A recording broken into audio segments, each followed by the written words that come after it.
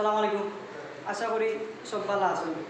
তো টাইলস এমন এক জিনিস, 100-র মাঝে 30% মানুষে একটা না কাম শেষ করতে পারে, কিন্তু প্রায় 70% মানুষে বিল্ডিংয়ের কামরে রিপেয়ারিং করা লাগে। যেমন আজকে এক রুম, 5 মাস পরে 2 রুম, 1 বছর পরে ওরকমভাবে কমপ্লিট করে। তো এই কমপ্লিট করার গিয়া আপনার যে সমস্যাগুলো হয়, এর কারণে পরবর্তীতে টাইলসটা লাগাইতে গেলে টাইলস টেকসই হয় না, টাইলসের লেভেল ঠিক রাখা যায় না, ফিনিশিং ভালো হয় না। এর কারণটা আপনারা ভিডিওটা দেখলে বুঝতে পারবা। তখনও দেখাই আমরা দেখাবো না। ওই যে একটা ফ্লোর, এই ফ্লোরটা কিন্তু অনেক দিন আগের করা। আর এই যে ফ্লোরটা আমরা ধরছি, এটা কিন্তু নয়া ফ্লোর। তো সমস্যাটা দিকে এই ফ্লোরটা করার সময় টিকনেসটা একবারে কম রাখা হয়েছে, যার কারণে নয়া কামগুলো করতে অনেক সমস্যা হওয়ার কারণে গিয়া টাইলসের কোনো প্রপার কোনো মাল খান না।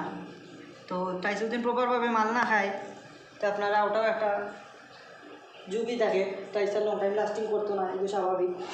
তো আপনারা অবশ্যই যদি আপনারা আগে কাম করান, তেমনভাবে ফ্লোর লেভেল করবা, যারা পরবর্তীতে যে টাইলসগুলো লাগাইবা আপনার পুরা বিল্ডিংয়ের লোকে মিলে।